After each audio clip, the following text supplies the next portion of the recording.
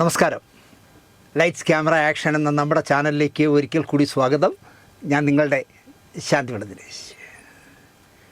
മലയാള സിനിമയ്ക്ക് ഞാൻ നൽകിയ സംഭാവന എന്താണെന്ന് ആരെങ്കിലും ചോദിച്ചാൽ തല്ലിപ്പൊളിയായ ഒരു 500 സിനിമകളിലെങ്കിലും ഞാൻ അഭിനയിക്കാൻ പറ്റില്ല എന്ന് പറഞ്ഞു എന്നതാണ് ഞാൻ മലയാള സിനിമയ്ക്ക് ചെയ്ത സംഭാവന.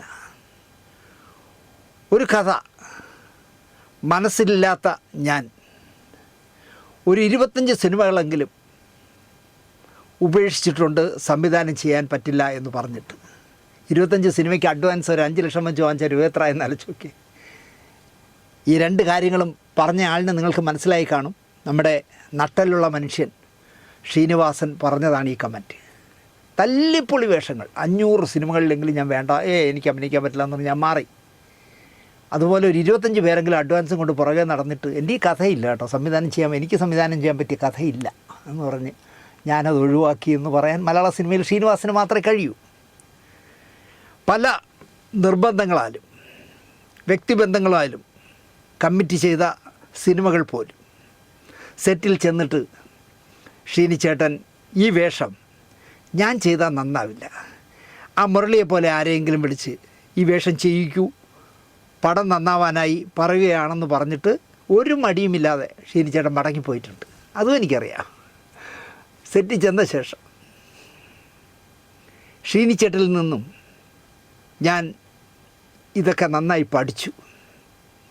ഈ സിനിമ ഞാൻ എന്തിന് ചെയ്യണമെന്ന് സ്വയം ചിന്തിച്ച് ഒരൊറ്റ പടം ചെയ്ത ഞാൻ, അല്ലെങ്കിൽ ഒരു മുറി പടം ചെയ്ത ഞാൻ എത്ര സിനിമകളിൽ നിന്നും പിന്മാറിയെന്നോ ഞാൻ പറഞ്ഞാൽ നിങ്ങൾ പറയും അത് ഞാൻ ചുമ്മാ ബെഡായി പറയുകയാണ് എന്ന്. അങ്ങനെ നിങ്ങൾ ധരിച്ചാലും എനിക്ക് ഒരു വിഷമവുമില്ല. സത്യമല്ലാതാകില്ലല്ലോ. വാടക കൊടുക്കണം, മരുന്നുകൾ വാങ്ങണം, വീട്ടിൽ ചിലവ്, പിന്നെ കേബിള്, കുന്തം, കുടച്ചക്രം എന്നൊക്കെ പറഞ്ഞ് ഒരുപാട് ചിലവുള്ള ഒരാളാണ് ഞാൻ. എല്ലാം ഞാൻ നോക്കണ്ടേ. പലപ്പോഴും സാമ്പത്തികമായി ഭയങ്കര ഞെരുക്കത്തിലുമായിരിക്കും. പക്ഷേ എങ്കിൽ പോലും എന്നെ തേടി വന്ന ഒരു ഡസനിലധികം സിനിമയെങ്കിലും, ഏറ്റവും കുറഞ്ഞത് ഒരു 10-15 സിനിമകളെങ്കിലും ഞാൻ വേണ്ടാന്ന് വെച്ചിട്ടുണ്ട്.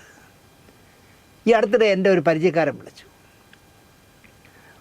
പറയുന്ന കോടികൾ മുടക്കും, എരുമേലി പേട്ടതുള്ളലും വാവരെയും മുഖ്യ കഥാപാത്രമാക്കി ഒരു തിരക്കഥ അവർ റെഡിയാക്കിയിട്ടുണ്ട്. ആ സിനിമ ചെയ്യാമോ എന്നാണ് എന്നെ വിളിച്ച എൻ്റെ സ്നേഹിതൻ, മലപ്പുറത്തുകാരൻ്റെ ഒരു സ്നേഹിതൻ ചോദിച്ചത്. ഒറ്റ അടിക്ക് ഞാൻ ഉത്തരം പറഞ്ഞു, എന്നെക്കൊണ്ട് പറ്റില്ല. ഇത്തരം ഭക്തി പുരാണ സാധനങ്ങളൊന്നും എന്നെക്കൊണ്ട് പറ്റില്ല എന്ന് ഞാൻ തുറന്നങ്ങ് പറഞ്ഞു. പാകിസ്ഥാനിലെ ഒരു പാട്ടുകാരി പെൺകുട്ടി, അവളെ എന്താ പറയുക, കാനഡയിൽ വെച്ച് കോഴിക്കോടുള്ള ഒരു ചെറുപ്പക്കാരൻ പരിചയപ്പെട്ടു. അവർ തമ്മിൽ പ്രേമിച്ചു. അവളെയും കൊണ്ടവൻ നാട്ടിലേക്ക് വന്നു. സർക്കാർ അനുശാസിക്കുന്ന വിധത്തിൽ അവളെ അയാൾ വിവാഹം കഴിച്ചു. അയൽപക്കത്തെ അസൂയാലുക്കൾ ചുമ്മാ ഒരു പരാതി കൊടുത്തു. ഈ ചെക്കനും പെണ്ണിനും ലഹരി കടത്തും മത തീവ്രവാദ പണികളുമാണ്. NIA അന്വേഷണം തുടങ്ങി. പെണ്ണിനെ പാകിസ്ഥാനിലേക്ക് തിരിച്ച് നാട് കടത്തി. ചെറുക്കന് ഇരിക്കപ്പുറതിയില്ല. അവൻ മുങ്ങി. ബംഗ്ലാദേശ് വഴിയോ മറ്റോ അവൻ പാകിസ്ഥാനിലെത്തി. അവളെ കണ്ടെത്തി, വിളിച്ചു, ഹോട്ടലിലെത്തിച്ച് കുറച്ച് ദിവസം പ്രേമിച്ച് ഒന്നിച്ച് ജീവിച്ചു. അടിച്ചു പൊളിച്ചു എന്ന് പറയാം. ചാരപ്പണിക്ക് വന്നതാണെന്നും പറഞ്ഞ് യവനെ പാകിസ്ഥാൻ പോലീസ് പൊക്കി ജയിലിലിട്ടു. നിയമ പോരാട്ടം നടത്തി അവൾ അവനെ മോചിപ്പിച്ചു. ജാതി, മതം, രാഷ്ട്രം ഒന്നും ഇല്ലാത്ത ലോകത്തേക്ക് അവർ പാറിപ്പറന്ന് നടന്നു. ഇങ്ങനൊരു സബ്ജക്റ്റ് ചെയ്യാമോ? ഞാനില്ല ഇതിനൊന്നും, എൻ്റെ കയ്യിൽ ഇതൊന്നും ഒതുങ്ങില്ല, സോറി, ഞാൻ വിട്ടു. എനിക്ക് വേണമെങ്കിൽ വിദേശ രാജ്യങ്ങൾ മുഴുവൻ, കാനഡ അടക്കം, കാനഡയിലും പാകിസ്ഥാനിലും ഒക്കെ പോകാമായിരുന്നു. ഒരു അഡ്വാൻസായിട്ട് ഒരു 10 ലക്ഷം എന്ന് പറഞ്ഞാൽ അതും വാങ്ങിക്കാമായിരുന്നു. പണ്ടാരടങ്ങാൻ പെർമിഷനൊന്നും കിട്ടാതെ പാതി വഴിയിൽ നിന്നാലും എനിക്കെന്ത് ചെയ്തോന്നേ. എനിക്ക് 10 ലക്ഷം കിട്ടിയില്ലേ എന്ന് വിചാരിക്കാം. പക്ഷേ ഞാൻ പറഞ്ഞു, ഞാനില്ല, എന്നെ വിട്ടേക്ക്. നമ്മുടെ പ്രശസ്തനായ പാട്ടുകാരനുണ്ടല്ലോ അലോഷി.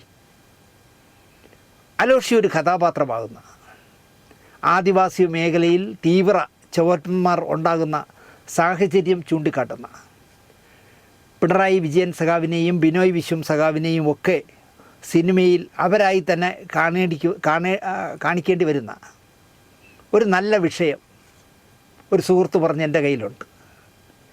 3-4 നല്ല വിപ്ലവ ഗാനങ്ങൾക്ക് ഇടമുള്ള നല്ലൊരു കഥയാണ്. കേരളത്തിൽ ഇപ്പോൾ സംഭവിക്കുന്നതാണ് വിഷയം. ഉറപ്പായും ആ സിനിമ ചെയ്താൽ ശ്രദ്ധിക്കപ്പെടുമെന്ന് എനിക്ക് നല്ല ഗ്യാരൻ്റി ഉണ്ട്. ഒരു 2 കോടി രൂപയിൽ തീർക്കാവുന്ന സിനിമയാണ്. പക്ഷേ അതിന് കാശ് മുടക്കാൻ ഒരാളെയും എനിക്ക് കിട്ടില്ല. 2 കോടിക്ക് എന്ത് സിനിമ എന്നാണ് ഞാൻ ഈ വിഷയം സംസാരിച്ചവരൊക്കെ എൻ്റെ 2 കോടിക്ക് സിനിമ എന്തൊന്ന് പിച്ചക്കറമ്പടോ എന്നാണ് ചോദിക്കുന്നത്. ഇന്ദ്രൻസിനെ നായകനാക്കി 6-7 കഥാപാത്രങ്ങൾ മാത്രമുള്ള ഒരു കൊച്ചു കഥയുണ്ട് എൻ്റെ കൈവശം. 3 കോടി രൂപ ചെലവിട്ടാൽ ഫസ്റ്റ് കോപ്പി ആക്കാവുന്ന സിനിമ. നല്ല രസമുള്ള സിനിമയായിരിക്കും. വർത്തമാനകാല കേരളത്തിൽ നടക്കുന്ന ഒരു കഥയാണ്. എന്നെ വിശ്വസിച്ച് 3 കോടി മുടക്കാൻ ഈ നാട്ടിൽ ഒരാളെയും കിട്ടില്ല എന്ന് നല്ല ബോധ്യം എനിക്കുണ്ട്. യാചിച്ച് നടക്കാൻ എനിക്ക് സമയവുമില്ല. ഒരു പടം ചെയ്യുമോ, ഞാൻ ചെയ്തു തരാം, സാറ്റലൈറ്റ്, OTT, തേങ്ങ, മാങ്ങ എല്ലാം കൂടെ വിറ്റ് ഞാൻ ഉണ്ടാക്കി തരാമെന്നൊക്കെ പറഞ്ഞ് കള്ളം പറയാനൊന്നും എന്നെ കിട്ടില്ല. കഥയ്ക്കിവിടെ പഞ്ഞമൊന്നുമില്ല.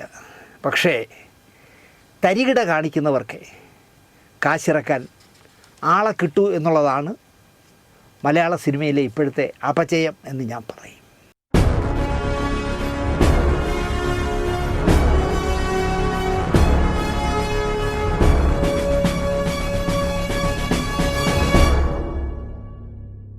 നമസ്കാരം. പുതിയ വാരഫലത്തിലേക്ക് എല്ലാവർക്കും സ്വാഗതം. നമ്മൾ തമ്മിൽ സിനിമകൾ ചെയ്യാതിരിക്കാൻ പലരും ശ്രമിച്ചിരുന്നു. എൻ്റെ മുന്നിൽ ലോഹി ഒരു കുമ്പസാരം നടത്തി. ആദ്യമായിട്ടാണ് ലോഹി എൻ്റെ മുന്നിൽ കുമ്പസരിക്കുന്നത്. നമ്മൾ തമ്മിൽ പടം ചെയ്യാതിരുന്നതിൽ എൻ്റെ വീഴ്ചയുണ്ട്. ഞാനല്ല, എന്നെക്കൊണ്ട് വേറെ ചിലർ ചെയ്യിച്ചതാണ്. ഞാനതിൽ വീണുപോയി. ഒരു ഡയറക്ടറുടെ പേരും അദ്ദേഹം എന്നോട് പറഞ്ഞു. വേറെയും ആൾക്കാരുണ്ടായിരുന്നുവെന്ന് ലോഹി തന്നെ എന്നോട് പറഞ്ഞിട്ടുണ്ട്.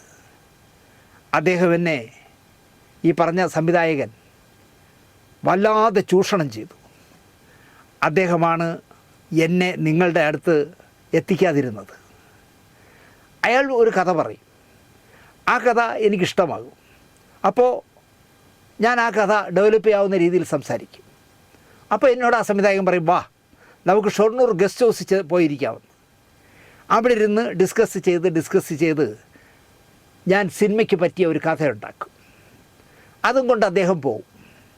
എൻ്റെ പേരിലൊന്നുമല്ല, അദ്ദേഹത്തിൻ്റെ പേരിൽ തിരക്കഥ, സംഭാഷണം, സംവിധാനം എന്ന് പറഞ്ഞ് ആ സിനിമ വരും. എൻ്റെ പടത്തിൻ്റെ ഒരു ക്ലൈമാക്സ് വരെ ഞാൻ പറഞ്ഞു കൊടുത്തു. അദ്ദേഹം അതിൽ സിനിമ എടുത്തു. എനിക്കിപ്പോൾ ആ വ്യക്തിയെ കാണുന്നത് തന്നെ ബുദ്ധിമുട്ടായി തുടങ്ങി. എന്നെ ശരിക്കും അയാൾ എക്സ്പ്ലോയിറ്റ് ചെയ്തു. എനിക്കിനി അയാളെ കാണണ്ട. ഇത്രയും പറഞ്ഞതിൽ നിന്ന് നിങ്ങൾക്ക് മനസ്സിലായി കാണും, ലോഹിതദാസ് എന്ന് പറഞ്ഞ അനശ്വരനായ തിരക്കഥാകൃത്ത് പറഞ്ഞത് സിബി മലയിലിനോടാണ്. കാരണം സിബി മലയിലാണല്ലോ അദ്ദേഹത്തെ സിനിമയിൽ കൊണ്ടുവന്നത്. ഒരു ഘട്ടം കഴിഞ്ഞപ്പോൾ അവർ 2 പേരും പിരിഞ്ഞല്ല. അപ്പോൾ അതിൽ എൻ്റെ ഭാഗത്തുനിന്ന് ഒരു വീഴ്ചയുമില്ല. വീഴ്ചയെല്ലാം ഉണ്ടായത് ലോഹിയുടെ ഭാഗത്തു നിന്നാണ്. ലോഹിയും ഞാനും ചേർന്ന് ഒരു സിനിമയും ചെയ്യാതിരിക്കാൻ ഇവിടെ പലരും കളിച്ചു. അതിലൊരു പ്രശസ്തനായ സംവിധായകനുണ്ട്. അയാൾ ലോഹിയുടെ എന്തെങ്കിലും ഒരു 4 വരി കഥ പറഞ്ഞിട്ട് അത് ഡെവലപ്പ് ചെയ്ത് ഷൊർണൂർ ഗസ്റ്റ് ഹൗസിൽ ഇരുന്ന് ഒരു സ്ക്രിപ്റ്റ് ആക്കിയിട്ട് അതിൻ്റെ തിരക്കഥ, സംഭാഷണം, സംവിധാനം എന്നൊക്കെ വെച്ച് ഞെളിഞ്ഞ് നടന്നു. അതിൽ ലോഹിക്ക് അയാളോട് ഭയങ്കര പുച്ഛമായിരുന്നു എന്നൊക്കെ ഇപ്പോൾ സിബി മലയിൽ പറയുന്നു. എനിക്കത് കേട്ടപ്പോൾ ഒറ്റയടിക്ക് തോന്നിയത് സത്യനന്ദിക്കാടിനെയാണ് സിബി മലയിൽ പറയുന്നതാണ്. പക്ഷേ നട്ടലിൽ ഉറപ്പില്ലാത്തതുകൊണ്ട് സത്യനന്ദിക്കാടിൻ്റെ പേര് സിബി മലയിൽ പറയുന്നില്ല. പകരം ഒരു പ്രശസ്തനായ സംവിധായകൻ എന്നേ പറയുന്നുള്ളൂ. കാരണം ലോഹിതദാസുമായി കമ്മിറ്റ്മെൻറ്റുള്ള, ലോഹിതദാസിനോട് കഥ പറയുകയും ലോഹിതദാസ് കുറേ സ്ക്രിപ്റ്റുകൾ എഴുതുകയും പിന്നെ സ്വയം സ്ക്രിപ്റ്റ് ഉണ്ടാക്കി സംവിധാനം ചെയ്ത ആൾ സത്യന്തികേട് മാത്രമേ ഉള്ളൂ ലോഹിയുടെ ബന്ധത്തിലുള്ളത്. പക്ഷേ നട്ടലുറപ്പില്ലാത്തതുകൊണ്ട് സത്യനന്ദിക്കാരൻ്റെ പേര് സിബി മലയിൽ പറയുന്നില്ല. അതുകൊണ്ട് നമുക്കതങ്ങ് വിടാം. ഇപ്പോൾ എനിക്ക് സംവിധാനം ചെയ്യാനായി ഭീഷ്മർ എന്ന് പറഞ്ഞ സിനിമ എഴുതിക്കൊണ്ടിരിക്കുകയാണ്. ജൂൺ 30 നിങ്ങൾക്ക് വേണ്ടി സിബിക്ക് വേണ്ടി ഞാനൊരു കഥ പറയുന്നുണ്ട്.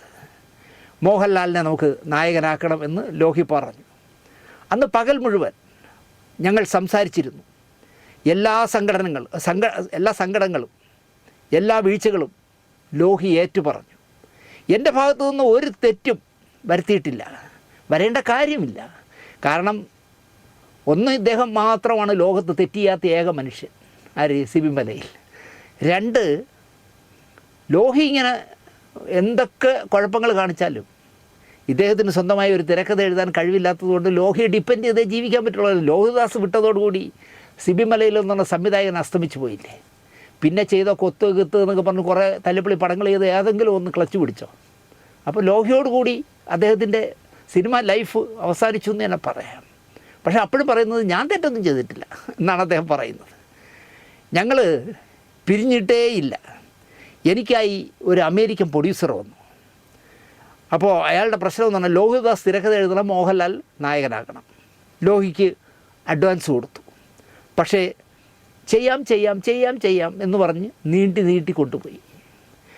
ഇതറിഞ്ഞ മനോരമ ഞങ്ങളെ വീണ്ടും ഒന്നിപ്പിക്കാൻ ശ്രമിച്ചു. ഈ മനോരമയ്ക്കൊക്കെ വേറെ ജോലിയില്ല എന്നാണ് ഞാൻ ആലോചിക്കുന്നത്. എങ്കിൽ പിന്നെ ഇപ്പോൾ അമ്മയുടെ പ്രശ്നത്തിലും മനോരമ ഇടപെട്ടാൽ പറയായിരുന്നു. ഇടപെട്ട് ശ്വേതേ വരൂ, മനോരമയാണ് വിളിക്കുന്നത്, വരൂ ഇരിക്കൂ, കുക്കു പരമേശ്വരൻ വരൂ ഇവിടെ ഇരിക്കൂ, അൻസിബ വന്ന് അവിടെ ഇരിക്കൂ, ടിനി ടോം അവിടെ കിടക്കൂ എന്നൊക്കെ പറഞ്ഞ് ഈ അമ്മയിലെ പ്രശ്നങ്ങളും മനോരമയ്ക്ക് തീർക്കാമായിരുന്നു. ആദ്യം മനോരമ എൻ്റെ ഇൻ്റർവ്യൂ എടുത്തു. അടുത്ത ആഴ്ച ലോഹിതദാസിൻ്റെ ഇൻ്റർവ്യൂ എടുത്തു.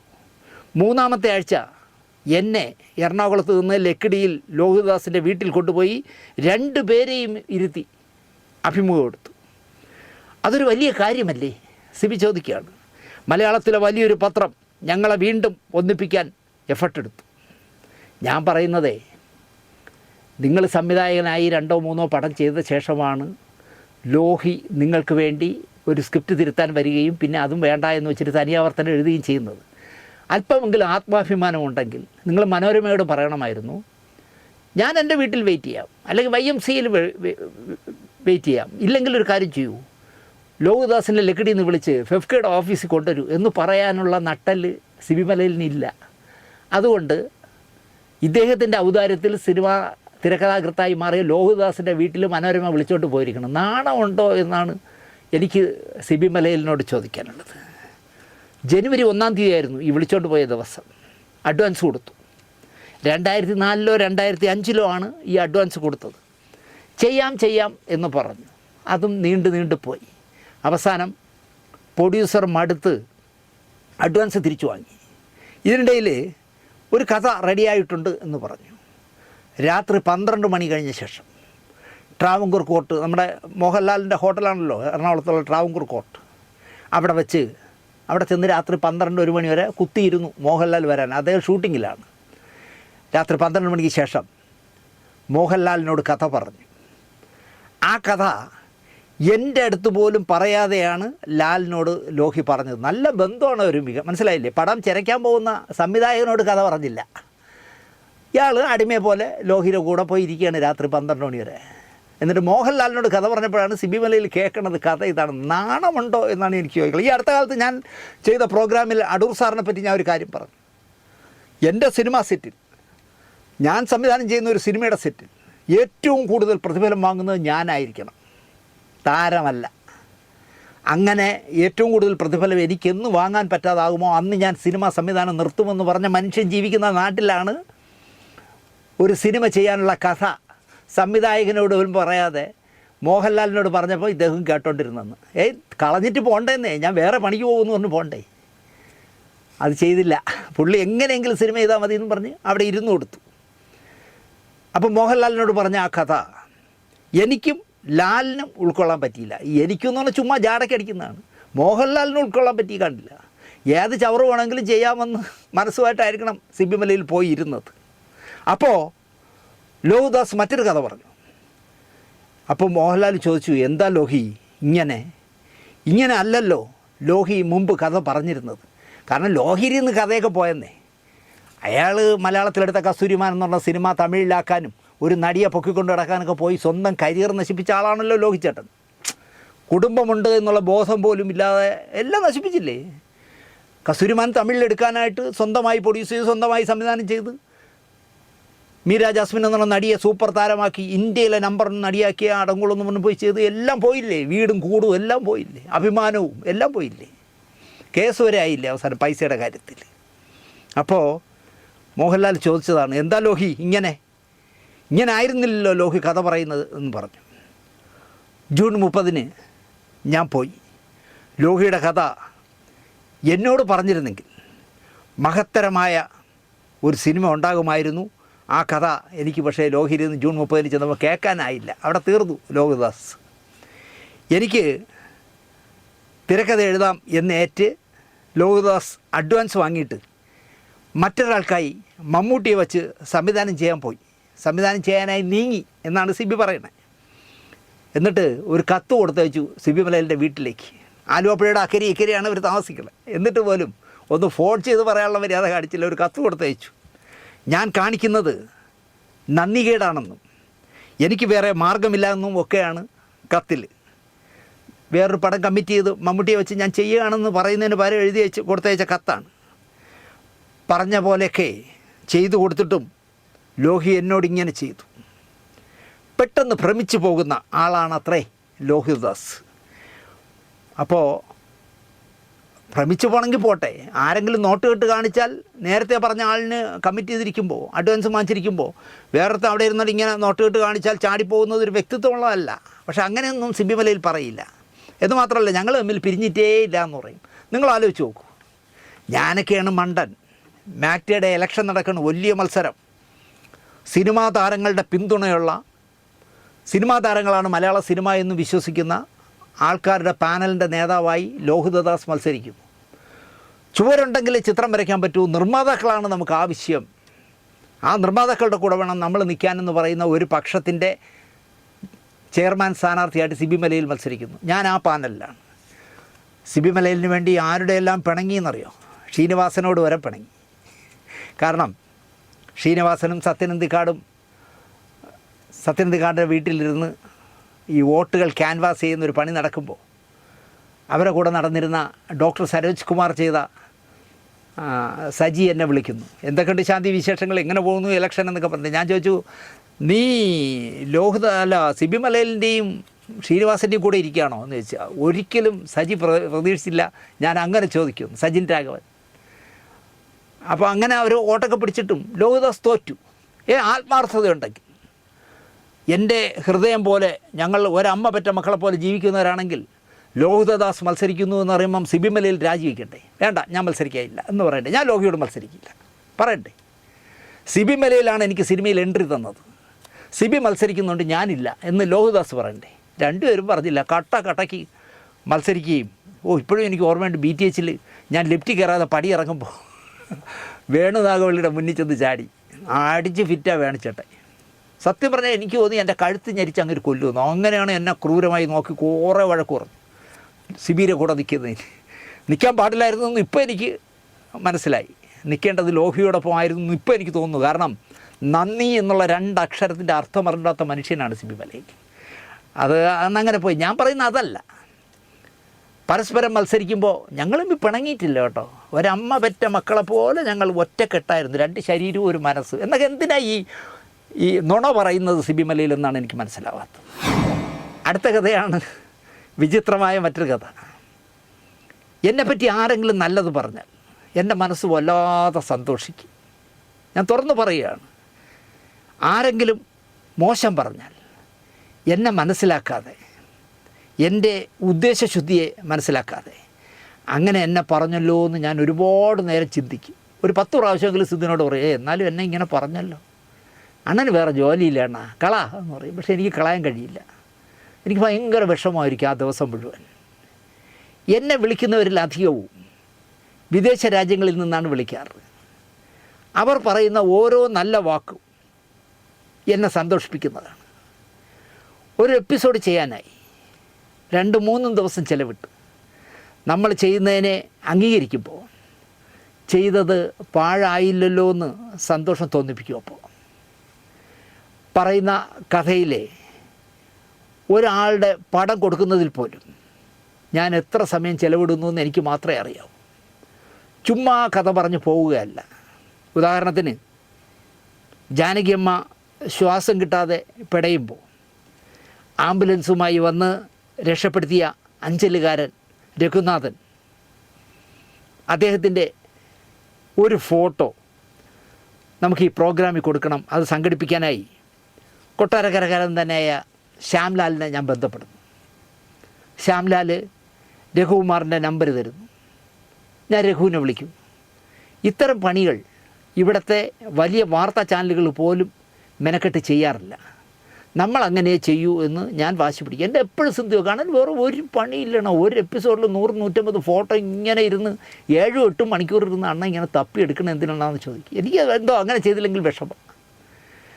ജാനകിയമ്മയെ ശ്രീരാജ് കൂനയിൽ എന്ന് പറയുന്ന ഒരു മലപ്പുറംകാരൻ രസകരമായി ആനിമേറ്റ് ചെയ്ത ഒരു വീഡിയോ ആരോ എനിക്ക് അയച്ചു തന്നു. രസമുള്ള വർക്ക് കണ്ടപ്പോൾ എനിക്ക് വളരെ രസം തോന്നി. ഞാൻ ആ ശ്രീരാജിനെ തപ്പി വിളിച്ചു. ആ വീഡിയോ എടുത്തോളാൻ പറഞ്ഞു. നമ്മളത് ജാനകിയമ്മയുടെ എപ്പിസോഡിൽ ഉപയോഗിച്ചു. ഇങ്ങനെ നല്ല ശ്രമം ഓരോ എപ്പിസോഡിലും നമ്മൾ ചെയ്യും. അത് തന്നെയാകണം ലൈറ്റ്സ് ക്യാമറ ആക്ഷൻ എന്ന് പറഞ്ഞാൽ നമ്മുടെ ചാനലിൽ പുതുമയുള്ളതാകുന്നത്. മറ്റ് ഒരു യൂട്യൂബിലും ഒരു കഥയിൽ 100-ലധികം ഫോട്ടോകളോ 40-55 മിനിറ്റ് ദൈർഘ്യമുള്ളതോ ആരും ചെയ്യാറില്ല. 15 മിനിറ്റ് വെച്ച് 4-5 ഭാഗമാക്കിയാൽ നമുക്ക് അത്രയും സാമ്പത്തിക ബെനിഫിറ്റ് കിട്ടും. പക്ഷേ നമ്മളത് ചെയ്യാറില്ല. ഒരു കഥ പറയുമ്പോൾ ഒഴുക്കോടെ ആ കഥ അങ്ങ് പറഞ്ഞു തീർക്കണം. അവിടെ കാശിനെ പറ്റിയുള്ള ചിന്ത പാടില്ല എന്നാണ് എൻ്റെ ഒരു പിടിവാശി എന്ന് തന്നെ പറയാം. ഇതൊക്കെ ഇപ്പോൾ പറയാൻ കാരണം എന്നെപ്പറ്റി, നമ്മുടെ പ്രോഗ്രാമുകളെപ്പറ്റി ആരെങ്കിലും എന്തെങ്കിലും പറഞ്ഞാൽ ഒരു 25 പേരെങ്കിലും അതിൻ്റെ ലിങ്ക് എനിക്ക് ഇട്ട് തരും. ഞാനവർക്ക് ഒന്നുമില്ലെങ്കിലും തൊഴുകയോടെ നിൽക്കുന്ന ഒരു ഫോട്ടോയെങ്കിലും തിരിച്ച് മറുപടിയായിട്ട് നൽകുകയും ചെയ്യും ലിങ്ക് അയക്കുന്നവർക്ക്. അങ്ങനെ വന്ന ഒരു ലിങ്ക് തുറന്നപ്പോൾ ഒരു ചെറുപ്പക്കാരൻ, അകാല നരയൊക്കെ താടിയിൽ അവിടെ ഇവിടെയൊക്കെ നരയൊക്കെ വന്ന ഒരു മെലിഞ്ഞ ചെറുപ്പക്കാരൻ സംസാരിക്കുന്ന ഒരു പോസ്റ്റാണ്. അതിൻ്റെ രത്നച്ചുരുക്കം എന്താണ് എന്ന് ചോദിച്ചാൽ, അയാൾ പതിവായി കാണുന്ന അല്ലെങ്കിൽ കേൾക്കുന്ന യൂട്യൂബേഴ്സ് എന്ന് പറയുന്നത് സന്തോഷ് ജോർജ് കുളങ്ങരയാണ്. നമ്മുടെ സഫാരി ചാനലിൻ്റെ ഉടമ കുളങ്ങരയാണ് അയാളുടെ ഏറ്റവും ഇഷ്ടമുള്ള ആൾ. പിന്നെ അയാൾ മൈത്രേൻ്റെയും അത് കഴിഞ്ഞാൽ പിന്നെ ശാന്തിവിള ദിനേശിൻ്റെയും വർത്തമാനങ്ങളാണ് കേൾക്കാറ്. ഈ 3 പേരുടെ വർത്തമാനങ്ങളാണ് അയാൾക്ക് ഇഷ്ടം. കേട്ടപ്പോൾ വല്ലാത്ത സന്തോഷം തോന്നി എനിക്ക്. ലോകം മുഴുവൻ ചുറ്റി സഞ്ചരിച്ച അനുഭവഭാഗ്യമുള്ള സന്തോഷ് ജോർജ് കുളങ്ങര, പറയുന്ന കാര്യങ്ങളിൽ വ്യക്തവും തൻ്റേതായ നിലപാടുമുള്ള മൈത്രേനെയും കാണുന്ന ഈ ചെറുപ്പക്കാരൻ്റെ ലിസ്റ്റിൽ ശാന്തിയുള്ള ദിനേശും കൂടി ഉണ്ടല്ലോ. എനിക്ക് ഒരുപാട് സന്തോഷം തോന്നി. ശരിക്കും പറഞ്ഞാൽ ഞാനൊരു മണ്ടനാണെന്ന് ചില സന്ദർഭങ്ങളിൽ എനിക്ക് തോന്നുന്നു. ഒരുപാട് വൈകിയ ശേഷമാണ് ഞാൻ അറിയുന്നത് ഈ പറഞ്ഞ ചെറുപ്പക്കാരൻ എൻ്റെ പ്രിയപ്പെട്ട സിദ്ദിഖ് ലാലിലെ ലാലേട്ടൻ്റെ മകൻ ജൂനിയർ ലാൽ എന്നറിയപ്പെടുന്ന ജീൻ പോൾ ലാലാണ്. ഞാൻ വൈകിയാണ് അറിയുന്നത്. കാരണം അയാളുടെ രൂപം മുഴുവൻ മാറിപ്പോയി. ജീനെ ഞാൻ കുട്ടിക്കാലം മുതൽ അറിയുന്നതാണ്. ഒരു കുട്ടിത്താറാവ് പയ്യനായിരുന്നു കുട്ടിക്കാലത്ത് ജീൻ. അയാളുടെ വിവാഹത്തിനൊക്കെ ഞാൻ പോയതാണ്. ഒരു തടിയൻ സഹസംവിധായകനും സംവിധായകനും ഒക്കെ ആയപ്പോഴും സ്വാഭാവികമായും തലയും താടിയും ഒക്കെ നരച്ചു, തടിച്ച രൂപവുമായി. ഇപ്പോൾ നടനുമാണ് അദ്ദേഹം. ഞങ്ങൾ തമ്മിൽ കാണാതായിട്ട് ഇപ്പോൾ വർഷങ്ങൾ പലതായി. എവിടെയോ വച്ച് ലാലേട്ടനുമായിട്ടുള്ള ഹാർമണിയും എനിക്ക് നഷ്ടപ്പെട്ടു. ഒരു നാൾ എന്നെ ലാലേട്ടൻ വിളിച്ചു, ദിനേശ്, ഞാനാകപ്പാടെ നിന്നോടൊരു തെറ്റേ ചെയ്തുള്ളൂ, നിൻ്റെ പടത്തിൽ അഭിനയിച്ചു, ആ ഒരു തെറ്റേ ഞാൻ ചെയ്തുള്ളൂ എന്ന് പറഞ്ഞത് എന്നെ വല്ലാതെ വേദനിപ്പിച്ചു. എന്നെ മനസ്സിലാക്കിയില്ലല്ലോ ഇദ്ദേഹം എന്ന് ഞാൻ വിചാരിച്ചു. ജീവനുള്ള കാലത്തോളം എനിക്ക് ലാൽ എന്ന മനുഷ്യനെ നോവിക്കാനാവില്ല, ചതിക്കാനാവില്ല. പിന്നെ കുറേ നേരം ഞങ്ങൾ സംസാരിച്ചു. സന്തോഷകരമായി അദ്ദേഹം ഫോൺ കട്ടാക്കി. പക്ഷേ അന്ന് മുതൽ ലാൽ എനിക്ക് അന്യനായ പോലെ ഒരു ഫീലിംഗ് ആയിരുന്നു. ഞാൻ വിളിച്ചിട്ടേ ഇല്ല പിന്നെ, കാരണം എന്നെ മനസ്സിലാക്കാത്തൊരു മനുഷ്യനായിപ്പോയല്ല. എനിക്കൊരുപാട് സന്തോഷമായി ജീൻ. എൻ്റെ കഥ പറച്ചിലുകൾ നിങ്ങൾക്കിഷ്ടമാണ് എന്ന് തുറന്നു പറഞ്ഞതിനേക്കാൾ ദിനേശ് ഏട്ടൻ്റെ വർത്തമാനം എനിക്കിഷ്ടമാണെന്ന് നിങ്ങൾ പറഞ്ഞത് എനിക്ക് ഒരുപാട് സന്തോഷം മനസ്സിനുണ്ടാക്കി. ഒരുപാട് സന്തോഷം. ജൂനിയർ ലാൽ എന്ന് പറയാനാണ് എനിക്കിഷ്ടം. അടുത്ത കഥ കേട്ട് തഴമ്പിച്ചതെങ്കിലും വീണ്ടും പറയുന്നു. എനിക്ക് വ്യക്തിപരമായി പലരോടും നല്ല അടുപ്പമുണ്ട്. ചിലരെയാണെങ്കിൽ ഒട്ടും എനിക്ക് ഇഷ്ടമല്ല. ചതുർത്ഥിക്ക് കണ്ടതുപോലെയാണ് ചിലരോട് എൻ്റെ സ്വഭാവം, എൻ്റെ പെരുമാറ്റം. എന്നാൽ നമ്മുടെ ലൈറ്റ്സ് ക്യാമറ ആക്ഷന് ഒരാളോടും അമിതമായ ഇഷ്ടമോ ഒരാളോടും അമിതമായ ഇഷ്ടക്കേടോ ഇല്ല. ദേഷ്യവും ഇല്ല, അനുകൂലവുമല്ല. ശരി ചെയ്താൽ ശരി, തെറ്റ് ചെയ്താൽ തെറ്റ്. നമ്മുടെ ചാനൽ സ്ഥിരമായി കാണുന്നവർക്ക് ഇക്കാര്യം നന്നായി അറിയാം എന്നാണ് എൻ്റെ വിശ്വാസം. കഴിഞ്ഞ ഞായറാഴ്ചത്തെ വാരഫലത്തിൽ ബാന്ദ്ര എന്ന ദിലീപ് നായകനായ സിനിമയുടെ നിർമ്മാതാവ് അജിത് വിനായകിൻ്റെ ഒരവസ്ഥ വിശദമായി തന്നെ നമ്മൾ പറഞ്ഞു. 12 കോടി രൂപയ്ക്ക് ദിലീപിനെയും തമന്നയെയും വച്ച് ബാന്ദ്ര എടുത്തു തരാമെന്ന് സൂപ്പർ ഹിറ്റായ രാമലീലയുടെ സംവിധായകൻ അരുൺ ഗോപി പറഞ്ഞതും ആർഭാടപൂർവ്വം സിനിമ തുടങ്ങിയതും 12 കോടി എന്നത് 17.5 കോടി രൂപയായും പിന്നെ അത് 22 കോടി രൂപയായും അവസാനം 35 കോടിയിൽ പടം തിയേറ്ററിലെത്തിയതും ദയനീയമായി പടം പൊളിഞ്ഞു പോവുകയും 3 കോടി രൂപ ആൾ കേരള ഓടിക്കിട്ടിയത് മൊത്തം തിയേറ്ററുകളിൽ നിന്ന് കളക്ഷനായത് 3 കോടി രൂപയാണെന്നും ഈ സിനിമയുടെ സാറ്റലൈറ്റോ OTTയോ വിറ്റു പോകഞ്ഞതും 32 കോടി രൂപ ഗോവിന്ദ ഗോവിന്ദ എന്ന് പറഞ്ഞ് നഷ്ടമായതും എല്ലാം നമ്മൾ ആ എപ്പിസോഡിൽ പറഞ്ഞു. ഈ അജിത് വിനായക് ഇപ്പോൾ ഒരു പുതിയ സിനിമ ചെയ്യുകയാണ്, ഹരിവരാസന. ആ സിനിമ ചിത്രീകരിക്കുന്ന ചിത്രാഞ്ജലി സ്റ്റുഡിയോയിലെ ഫ്ലോറിൽ നിന്നാണ് ഒരു 100 ക്യാമറകൾക്ക് മുന്നിൽ അദ്ദേഹം വളരെ വിഷമത്തോടെ ഇതെല്ലാം പറഞ്ഞത്. പത്രങ്ങൾ പോലെ അല്ലല്ലോ വീഡിയോ, അത് മറയ്ക്കാനോ മാറ്റി പറയാനോ പറ്റാത്ത മീഡിയമാണല്ലോ. നിർമ്മാതാവ് കൃത്യതയോടെ കാര്യങ്ങൾ പറഞ്ഞപ്പോൾ അത് നമ്മൾ പ്രോഗ്രാമിൽ ശക്തമായി പറഞ്ഞു. എന്തുകൊണ്ട് സംവിധായകൻ അരുൺ ഗോപിക്കെതിരെ സിനിമാ സംഘടനകൾ നടപടിയെടുത്തില്ല എന്നുവരെ ഞാൻ ചോദിച്ചു. വാരഫലം വന്നതിൻ്റെ പിറ്റേന്ന് തിങ്കളാഴ്ച അരുൺ ഗോപി എന്നെ വിളിച്ചു മറ്റൊരു നമ്പറിൽ നിന്നും. ഞാൻ അരുൺ ഗോപിയാണെന്ന് പറഞ്ഞ് സംസാരിക്കുന്നതിനിടയിൽ അയാൾ എന്നോട് ചോദിക്കാതെ വേറെ ആരെയോ കൂടി ആ ഗ്രൂപ്പ് കണക്ഷനിലേക്ക് കണക്ട് ചെയ്തു. അത് എനിക്ക് തോന്നുന്നു ഈ അജിത് വിനായകനാണെന്ന് തോന്നുന്നു. അതെനിക്കിഷ്ടപ്പെട്ടില്ല. കാരണം എൻ്റെ പെർമിഷൻ വാങ്ങാതെ അങ്ങനെ മൂന്നാമതൊരാളിനെ കണക്ട് ചെയ്യുന്നത് ശരിയല്ലല്ലോ. ഞാൻ ഫോൺ കട്ട് ചെയ്തു. പിന്നെ പല പ്രാവശ്യം അരുൺ ഗോപി വിളിച്ചു, ഞാൻ എടുത്തില്ല. അപ്പോൾ അരുൺ ഗോപി എന്ത് ചെയ്തെന്ന് വെച്ചാൽ അയാളുടെ സ്വന്തം ഫോണിൽ നിന്ന് തന്നെ വിളിച്ചു. അതെൻ്റെ കയ്യിൽ പേരടിച്ചിട്ടിട്ടുണ്ടല്ലോ. അപ്പം ഞാൻ ഫോൺ എടുത്തു, സംസാരിച്ചു. ചേട്ടനെ അജിത് വിനായകിന് പരിചയമില്ല, ചേട്ടനോട് സംസാരിച്ചിട്ടില്ല എന്നാണ് അയാൾ പറയുന്നത്.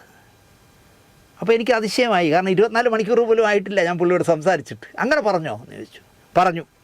ശരി, വിളിച്ചിട്ടില്ല, സംസാരിച്ചിട്ടില്ല, എങ്കിൽ സാരമില്ല, അത് നമുക്ക് വിടാം. പക്ഷേ അയാൾ നിരവധി ചാനലുകൾക്ക് ബൈറ്റ് കൊടുത്തതോ നിനക്കെതിരെ? ഹരിവരാസനം സെറ്റിൽ പൂജയ്ക്ക് വന്നപ്പോൾ ക്യാമറകൾ കണ്ടപ്പോൾ കൺട്രോൾ പോയി അറിയാതെ പറഞ്ഞതാണ് എന്നാണ് അജിത് വിനായക് പറയുന്നത് എന്നാണ് സംവിധായകൻ പറയുന്നത്. ഒന്നിലധികം ഷർട്ടുകളിട്ട് ഒരു സെറ്റിൽ ഒരേ സമയം സംസാരിക്കാനാവുമോ എന്ന് ഞാൻ തിരിച്ചു ചോദിച്ചു. കഥയിൽ ചോദ്യമില്ല. എന്നിട്ട് ഞാനതങ്ങ് വിട്ടു. ഞങ്ങളെന്നും സംസാരിക്കുന്നവരാണ് ദിനേശേട്ടാ. അങ്ങേർക്ക് എന്നോട് ഒരു ദേഷ്യവുമില്ല.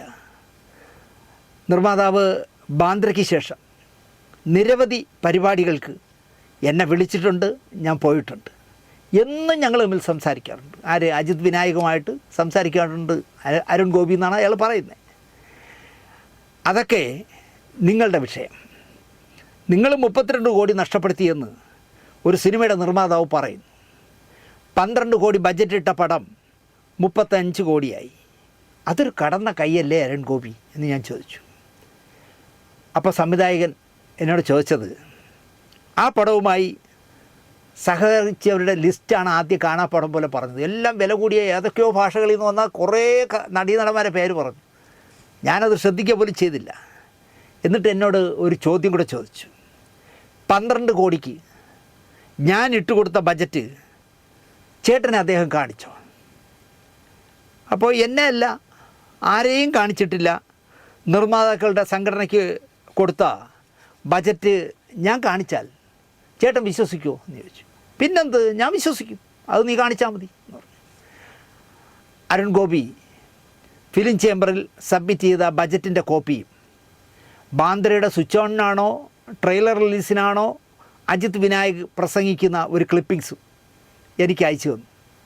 ഞാൻ രണ്ടും പലവട്ടം കണ്ടു, വായിച്ചു. 30 കോടി എസ്റ്റിമേറ്റ് ഇട്ട ബജറ്റ്.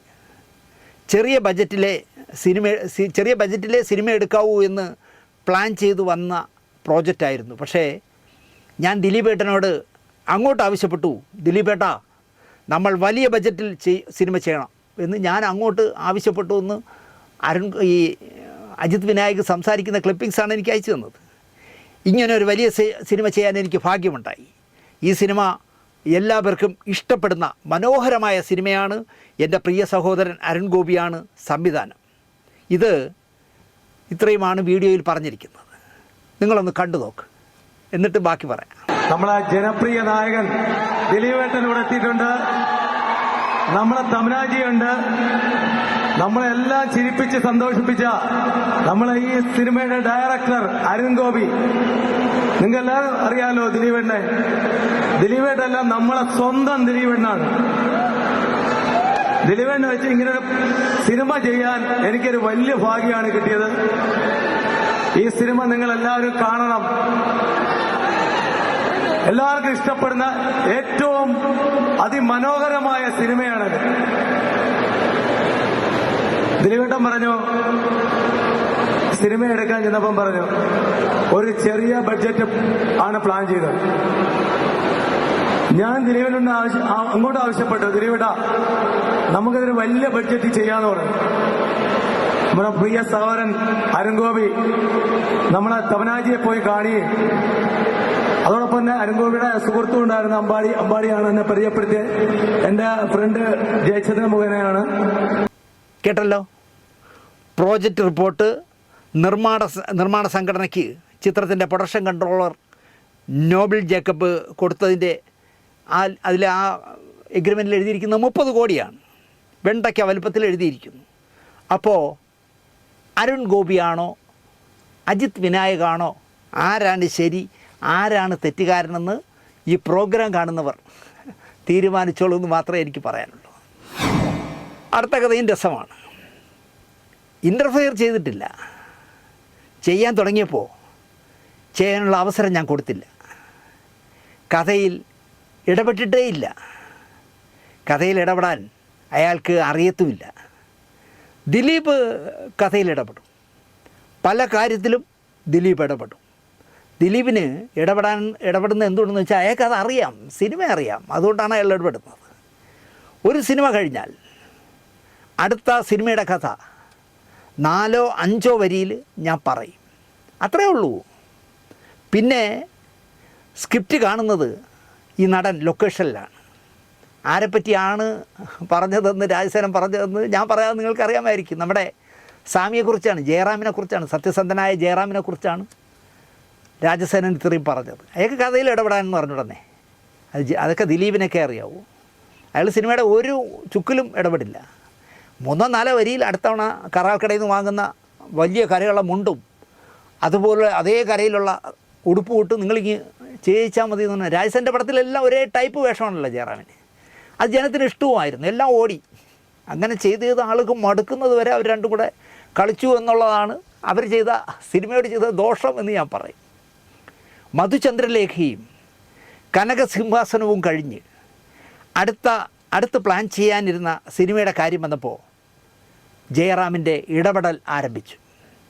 കാസ്റ്റിങ്ങിലുമൊക്കെ ഫോണിൽ കൂടി ഇടപെടാൻ തുടങ്ങി. നമ്മൾ ഇതുവരെ ഇങ്ങനെ അല്ലല്ലോ ചെയ്തുകൊണ്ടിരുന്നത് എന്ന് ഞാൻ ചോദിച്ചപ്പോൾ ഇനി അങ്ങനെയൊക്കെ വേണമെന്നായിരുന്നു ജയറാമിൻ്റെ മറുപടി എന്നാണ് രാജസേനൻ പറയുന്നത്. എങ്കിൽ പിന്നെ ഞാനില്ല, നമുക്ക് പിന്നെ എപ്പോഴെങ്കിലും കാണാം എന്ന് പറഞ്ഞു. ഒരു കൂട്ടുകെട്ട് തെറ്റി എന്നറിയുമ്പോൾ വലിച്ചു മാറ്റി കൊണ്ടുപോകാൻ ആളുണ്ടാകും. കൂടെ നിന്ന ചിലർ വലിച്ചു മാറ്റി കൊണ്ടുപോയി. അത് ജയറാം അറിഞ്ഞില്ല, പക്ഷേ വലിച്ചു മാറ്റി കൊണ്ടുപോകണമെന്ന് ഞാൻ അറിഞ്ഞു. ഇത് സിബി മലയിൽ പറഞ്ഞ പോലെ ആയി രാജസേനൻ പറഞ്ഞത്. പിണങ്ങിയ അപ്പോൾ പറഞ്ഞത് വേറെ ആളുകൾ വലിച്ചോണ്ട് ചെയ്യുന്നു. ആത്മാർത്ഥ സുഹൃത്തുക്കളാണെങ്കിൽ വലിച്ചോണ്ടൊന്നും പോകാൻ പറ്റുന്നത്, വലിച്ചോണ്ടിരിക്കും, അത്രയേ ഉള്ളൂ. വലിച്ചോണ്ട് പോകാനൊന്നും പറ്റില്ല രാജസേനൻ. വിജയിച്ച ഒരു ടീമായിരുന്നു രാജസേനൻ ജയറാം ടീം. പാപം ക്രൂരനും ശാന്തം ഭീകരവും ഒക്കെ എടുത്ത് പൊളിഞ്ഞു നിൽക്കുമ്പോഴാണ് മാർക്കറ്റ് വാല്യുള്ള രഘുനാഥ് പലേരിയുടെ തിരക്കഥയിൽ കടിഞ്ഞൂൽ കല്യാണം. ജയറാമിനെ വച്ച് രാജസേനൻ നന്നായി എടുത്തു ആ സിനിമ. ഇന്നത്തെ രാജസേനയിലേക്കുള്ള തുടക്കമായിരുന്നു കടിഞ്ഞൂൽ കല്യാണം. അന്ന് ജയറാമിൻ്റെ ഡേറ്റ് ലഭിച്ചത് രാജസേനന് നല്ലൊരു പിടിവള്ളിയായി. അവിടെ നിന്ന് അങ്ങോട്ട് ജയറാം രാജസേനൻ ടീം തന്നെ ഉണ്ടായി. മേലെപ്പറമ്പിൽ ആൺവീട് സൂപ്പർ ഹിറ്റായതോടെ തിരിഞ്ഞു നോക്കേണ്ടി വന്നില്ല രണ്ടുപേർക്കും. പിന്നെ വളരുമ്പോഴാണല്ലോ നീയാണോ ഞാനാണോ വലുതെന്നുള്ള ഈഗോ ജനിക്കുന്നത്. ഇവിടെയും അത് തന്നെ സംഭവിച്ചു. നമ്മുടെ വീട്ടിൽ കത്തിക്കുന്ന നിലവിളക്ക് ഉണ്ടല്ലോ, നല്ല പ്രകാശത്തിൽ കത്തിക്കൊണ്ടിരിക്കുമ്പോൾ ശ്രീസന്ധ്യ നേരത്ത് അതിൽ ഈ കരിവണ്ട് വന്ന് വീഴും ആ എണ്ണയ്ക്കകത്ത്. അങ്ങനെ ആവും. പിന്നെ ഈ നല്ല വിജയങ്ങളാവുമ്പോൾ നമ്മളെ സിനിമാക്കാർക്കും ആ അവസ്ഥയാണ് ഉണ്ടാകുന്നത്. നല്ല തിളച്ച എണ്ണയിൽ വീണ വണ്ട് വേദന കൊണ്ട് പൊളഞ്ഞ് ചിറകിട്ടടിക്കും. അപ്പോൾ നിലവിളക്കിൽ നല്ല പ്രകാശം പരത്തിക്കൊണ്ടിരുന്ന തിരികൾ കെട്ടുപോകും. എണ്ണയുടെ ചൂടിൽ ചെറുകൾ കരിഞ്ഞ് കരിവണ്ടും ചാവും. ഇത് തന്നെ ഇവിടെയും സംഭവിച്ചു. വിളക്കിനെ അണച്ചു, വണ്ടും ചത്തു എന്ന് പറയുന്നത് പോലെ തന്നെ സംഭവിച്ചു. ജയറാം പോയ ശേഷം രാജസേനൻ്റെ ഒരു സിനിമയും ക്ലിക്കായില്ല. കൂട്ടത്തിൽ രാജസേനൻ കയറി അഭിനയിക്കും കൂടി ചെയ്തപ്പോൾ പണ്ടേ ദുർബല, കൂടെ ഗർഭിണിയും എന്ന് പറഞ്ഞ സ്ഥിതിയായി. പവൻ വിലയുണ്ടായിരുന്ന രാജസേനൻ ചിത്രങ്ങൾക്ക് സാറ്റലൈറ്റോ OTTയോ ഒന്നും പോകാതെ ചാപിള്ള കണക്ക് പെട്ടിക്കകത്തിരിക്കേണ്ടി വന്നു. ജയറാമോ ഒരു ഹിറ്റ് മേക്കറായ രാജസേനൻ്റെ പ്രാക്കാണോ ശാപമാണോ എന്ന് പറയാൻ പറ്റുന്നില്ല. പടപടപടപടാന്ന് ജയറാമിൻ്റെ പടങ്ങൾ ഡബാന്ന് പറഞ്ഞ് താഴെ പോയി. റിലീസായാൽ ഒരു ആവറേജ് കളക്ഷൻ കിട്ടുന്ന ചുരുക്കം മലയാള സംവിധായകരിൽ ഒരാളാണല്ലോ സത്യൻ അന്തിക്കാട്. അദ്ദേഹം അവസാനം ചെയ്ത ജയറാം ചിത്രം മകൾക്ക് ആദ്യ ഷോയ്ക്ക് ഹോൾഡ് ഓവറായി വീണു. ജയറാമായിരുന്നു നായകൻ. പ്രേക്ഷകർ മറന്നു തുടങ്ങിയ നല്ല നടിയായ മീര ജാസ്മിൻ നായിക ആയതോടുകൂടി കട്ടയും പടവും മടക്കി മകൾക്ക് എന്ന ചിത്രം. ഇനിയൊരു മടക്കയാത്ര വേണ്ട രാജസേനനും ജയറാമിനും. നിങ്ങളെ പ്രേക്ഷകർ തന്നെ വൈൻഡപ്പ് ചെയ്തു എന്ന് പറയുന്നതായിരിക്കും ശരി. സേനൻ ചേട്ടന് വിഷമമൊന്നും തോന്നണ്ട. കാരണം നിങ്ങളെ രണ്ടുപേരുടെയൊക്കെ സിനിമ മാറി. ഇപ്പോൾ സിനിമ വേറൊരു പന്താവിലൂടെയല്ലേ പോയിക്കൊണ്ടിരിക്കുന്നത്. നിങ്ങൾ ഈ കരാൾക്കടയിലെ ഉടുപ്പും വലിയ കരയുള്ള മുണ്ടും അതിൻ്റെ മാച്ച് ചെയ്യുന്ന ഉടുപ്പ് ഇട്ടുകൊണ്ട് നടന്ന് കഥ പറയുന്ന രീതിയൊക്കെ മാറി. അതുകൊണ്ട് തന്നെ ഈ രണ്ടുപേരുടെയും സിനിമ ഇനി ഓടുമെന്നുള്ള കാര്യത്തിൽ എനിക്ക് വിശ്വാസമില്ല. എന്നാണ് നമ്മുടെ ഗ്യാസ് മന്ത്രി സുരേഷ് ഗോപി വടി കൊടുത്ത് അടി വാങ്ങുന്നതിൽ തൽപരനായതെന്ന് പലപ്പോഴും ഞാൻ ചിന്തിക്കാറുണ്ട്. മുമ്പൊന്നും ഇങ്ങനെ ആയിരുന്നില്ല. ഞാൻ കുറ്റപത്രമൊക്കെ വർക്ക് ചെയ്യുന്ന കാലത്ത്, ആചാര്യം വർക്ക് ചെയ്യുന്ന കാലത്തൊക്കെ സാധു മനുഷ്യനായിരുന്നു. എന്നാണ് ഇദ്ദേഹം വടി കൊടുത്ത് അടി വാങ്ങാൻ തുടങ്ങിയത് എന്ന് ഞാനിങ്ങനെ കൂടെ ആലോചിക്കാറുണ്ട്. ഈ വടി കൊടുത്ത് അടി വാങ്ങുന്നതിൽ ഹരം കൊള്ളുന്ന മനുഷ്യനായി മാറിക്കഴിഞ്ഞു കുറേ കാലമായി സുരേഷ് ഗോപി. അദ്ദേഹത്തിൻ്റെ ഒരു മാനസിക വ്യാപാരം ഇപ്പോൾ അങ്ങനെയാണ്. എന്തു ചോദിച്ചാലും എന്തു പറഞ്ഞാലും നെഗറ്റീവായി ചിന്തിക്കുകയും തറുതല പറയുകയും അദ്ദേഹത്തിൻ്റെ ശൈലിയായി മാറിക്കഴിഞ്ഞു. മുന്നിലിരുത്തി കളിയാക്കിയാൽ മനസ്സിലാകാത്ത പാവത്താനായിരുന്നു ഒരു കാലത്ത് കക്ഷി. ഒരു പടം ഒരുപാട് കളിയാക്കുമ്പോൾ ദേഷ്യം കടിച്ചമർത്തി എഴുന്നേറ്റ് പോകുന്ന ആളായിരുന്നു ഒരു കാലത്ത് സുരേഷ് ഗോപി. രാഷ്ട്രീയത്തിൽ ഇറങ്ങിയതുകൊണ്ടാകും എന്ന് ആരും ഉത്തരം നൽകരുത്. കെ കരുണാകരനെ മാനസഗുരുവായി കണ്ട് കൊല്ലം പാർലമെൻറ്റ് സീറ്റ് മോഹിച്ച് കോൺഗ്രസ്സുകാരനായി നടക്കുമ്പോഴോ മലമ്പുഴയിൽ സഖാവ് VSൻ്റെ വാഹന പ്രചരണ ജാഥയിൽ പെർമിഷൻ വാങ്ങാതെ ജീപ്പിൽ തൂങ്ങിക്കിടക്കുമ്പോഴോ ഇതിയാന് സമചിത്തത ശരിക്കും ഉണ്ടായിരുന്നു. VSൻ്റെ പരസ്യമായ ആരാധകനായപ്പോഴും പിണറായിയെ വിജയേട്ട എന്ന് വിളിക്കുമായിരുന്നുള്ളൂ. എല്ലാം തലകീഴുമേൽ മറഞ്ഞു. ഏതോ വിചിത്ര ലോകത്ത് നിന്ന് എന്താ പറയുക പൊട്ടിത്തെറിച്ച് വന്ന മട്ടിലായി കാര്യങ്ങൾ. ഞാനൊരു 1.5 ആണ് എന്ന് സ്വയം അങ്ങ് മാർക്കിട്ടു. പൊക്കിവിടാനാണെങ്കിൽ ഇഷ്ടംപോലെ സ്തുതിപാഠകർ പിറകെ ഉണ്ട്. അടിമകളെ പോലെ നടക്കണമെന്നും കാണാൻ. ഒരുമാതിരിപ്പെട്ടവർ ഇങ്ങനൊരു അന്തരീക്ഷത്തിലേക്ക് പോകുമ്പോൾ വഴിതെറ്റാൻ എളുപ്പമാണ്. ഇദ്ദേഹവും വഴിതെറ്റി നന്നായിട്ട്. എന്തെങ്കിലും ഒരു ചെറു ചലനം പോലും ജനിച്ച കേരളത്തിലോ ജയിപ്പിച്ച തൃശ്ശൂരിനോ വേണ്ടി ചെയ്യാൻ എന്തായാലും ഇത്രയും കാലം കൊണ്ട് ഒന്നും അദ്ദേഹത്തിന് കഴിഞ്ഞിട്ടില്ല. 6 വർഷം രാജ്യസഭാ മെമ്പറായിരുന്നു, ഒന്നും ചെയ്തിട്ടില്ല കേരളത്തിന് വേണ്ടി. ഇപ്പോൾ അതാ പാർലമെൻറ്റിലേക്ക് ജയിച്ചു. ആദ്യമായിട്ടൊരു BJP MP ജയിച്ചതാണ്. 2 വർഷമാവാൻ പോകുന്നു. ഒരു ചുക്കും ചെയ്തിട്ടില്ല കേരളത്തിന് വേണ്ടി. വാചകം അടിക്കും ക്യാമറയുടെ ഫ്രണ്ട് നിന്നുകൊണ്ട്. എയിംസ് അവിടെ വേണോ ഇവിടെ വേണോ മറ്റിടത്ത് വേണോ എന്നൊക്കെ ചോദിച്ചിട്ട് സ്ഥലം പറ എന്നൊക്കെ പറയും. ഇപ്പോൾ VD സതീശ 10 സ്ഥലം കേരളത്തിലെ 10 സ്ഥലം ആരോഗ്യവകുപ്പ് കേന്ദ്ര ആരോഗ്യവകുപ്പ് മന്ത്രിക്ക് കൊടുത്തു. സുരേഷ് ഗോപിയോട് ചോദിച്ചു പോലുമില്ല. 10 എവിടെ വേണമെങ്കിലും നിങ്ങൾ പറയുന്ന 100 ഏക്കറോ 150 ഏക്കറോ ആണെങ്കിൽ തരാമെന്ന് പറഞ്ഞാണ് കൊടുത്തിരിക്കുന്നത്. സംസ്ഥാന സർക്കാർ എന്തെങ്കിലും ഒന്ന് തൃശ്ശൂരിൽ തുടക്കമിട്ടാൽ അത് ഞാൻ കേന്ദ്രത്തിൽ നിന്ന് ശരിയാക്കിയതാണെന്ന് ഒരു മടിയും കൂടാതെ വച്ച് കാച്ചു. എന്തിനും ഏതിനും സംസ്ഥാന ഭരണത്തിൻ്റെ തലയിൽ ചാരി വെച്ച് പുള്ളി രക്ഷപ്പെടും. അത് റെയിൽവേ മേൽപ്പാലമായാലും മറ്റെന്തായാലും അദ്ദേഹം പറയും അത് ഞാനാണ് അവിടെ പോയി റെഡിയായി കൊണ്ടുവന്നതെന്ന് പറയും. ആരെങ്കിലും ഒരു വീട് വയ്ക്കാനോ കുട്ടിയുടെ ചികിത്സയ്ക്കോ ഒരപേക്ഷ നീട്ടിയാൽ വാങ്ങിച്ച് നോക്കുക പോലും ചെയ്യാതെ ആ പിണറായി വിജയൻ്റെ കൊണ്ട് കൊടുക്കുക എന്ന് ആജ്ഞാപിക്കും. സതീശൻ്റെ കൊണ്ട് കൊടുക്കുമെന്ന് ഇതുവരെ പറഞ്ഞു തുടങ്ങിയിട്ടില്ല. പുതിയ ഭരണം വന്നിട്ട് 2 മാസം ആവാൻ പോകുന്നല്ലേ ഉള്ളൂ. ഇപ്പോൾ ഇത്രയും പറയേണ്ടി വന്നത് NSS general secretary G. Sukumaran നായരുടെ ഒരു കമൻറ്റ് കേട്ടപ്പോഴാണ്. NSSനെ ഒരു പുല്ലും ചെയ്യാൻ സുരേഷ് ഗോപിക്ക് കഴിയില്ല എന്നാണ് പരസ്യമായിട്ട് നിശ്ചയദാർഢ്യത്തോടെ NSSൻ്റെ general secretary Sukumaran Nair sir സംസാരിക്കുന്നത്. NSSൻ്റെ അകത്തുനിന്ന് തന്നെ തിരുത്തൽ വരട്ടെ എന്ന് അല്ലെങ്കിൽ വരുമെന്ന് സുരേഷ് ഗോപി ഒരു കമൻറ്റ് പറഞ്ഞതിനാണ് സുകുമാരൻ നായർ ഈ മറുപടി പറഞ്ഞത്. പെരുന്ന പൂർണ്ണമായും ശുദ്ധീകരിക്കണം അത്രേ ആക്ക് സുരേഷ് ഗോപിക്ക്. അതിന് കൃത്യമായ മറുപടിയാണ് സുകുമാരൻ നായർ നൽകിയത്. എല്ലാവരും ഒരുമിച്ച് ഒരുമയോടെ ഇവിടെ ജീവിക്കണം എന്ന് ഞങ്ങൾ ആഗ്രഹിക്കുന്നു. സുരേഷ് ഗോപി ഓരോരോ പ്രശ്നങ്ങൾ ഉണ്ടാക്കുന്നു. ഇവിടെ അതൊന്നും നടക്കില്ല എന്ന് തറപ്പിച്ച് പറയുന്നു സുകുമാരൻ നായർ. ക്ഷേത്രം പോലെ പവിത്രമായ മന്നം സഭാതിയിൽ ഉപരാഷ്ട്രപതി വന്നോട്ടെ എന്ന് പറഞ്ഞാൽ ആദ്യം അവിടെ പട്ടി കയറി മണപ്പിക്കും. അത് ഞങ്ങൾക്ക് സഹിക്കാനാവില്ല, അതുകൊണ്ട് വരണ്ട എന്ന് പറഞ്ഞു. ഇതൊന്നും ഇയാൾക്കറിയില്ല, ആൾക്ക് സുരേഷ് ഗോപിക്ക് അറിയില്ല. അയ്യോ സുകുമാരൻ നായർ സാറ് കുറേ പറഞ്ഞു വെച്ചു. പക്ഷെ നാണം ഉണ്ടെങ്കിലല്ലേ നമ്മൾ ആരെങ്കിലുമൊക്കെ ഇങ്ങനെയൊക്കെ പറയുമ്പോൾ ഇനി മേലെ അങ്ങനത്തെ അബദ്ധങ്ങൾ കാണിക്കാൻ പാടില്ല. ഇത് നാണം എന്ന് പറഞ്ഞൊരു വികാരമില്ല, അതാണ് പ്രശ്നം. അടുത്ത കഥ. കുറേ കാലം മുമ്പ് എറണാകുളത്തൊരു സിനിമയുടെ ഷൂട്ടിംഗ് നടക്കുകയാണ്. സംവിധായകൻ പുതുമുഖമാണ്. പ്രശസ്തനായ ഒരു കാർട്ടൂണിസ്റ്റിൻ്റെ ഒരു വീക്കിലിയിൽ വന്ന കാരിക്കേച്ചർ കഥാപാത്രങ്ങളെ വച്ചെടുക്കുന്ന ഒരു കഥയുണ്ടാക്കി കന്നി അയ്യപ്പനായ ഒരു സംവിധായകൻ തൻ്റെ ആദ്യ സിനിമ എടുക്കുകയാണ്. പ്രശസ്ത ഛായാഗ്രാഹകനും സംവിധായകനുമായ ബിപിൻ ദാസാണ് ക്യാമറമാൻ. ഒരു നാൾ ബിപിൻ ദാസിൻ്റെ വത്സല ശിഷ്യന്മാരായ പ്രതാപനും ശ്രീകുമാറും ലൊക്കേഷനിൽ ചെന്നു. ക്യാമറമാൻ കസേരയിൽ ചാരിക്കിടന്ന് റെസ്റ്റ് എടുക്കുകയാണ്. അപ്പുറത്ത് എന്തൊക്കെയോ നടക്കുന്നുണ്ട്, അതൊന്നും ക്യാമറമാൻ ശ്രദ്ധിക്കുന്നില്ല. ശിഷ്യന്മാർക്ക് സംവിധായകനെ പരിചയപ്പെടുത്തി. നല്ല ഐഡിയാസുള്ള ഒരുപാട് ചിന്തിക്കുന്ന ആളാണ് ഈ സംവിധായകൻ.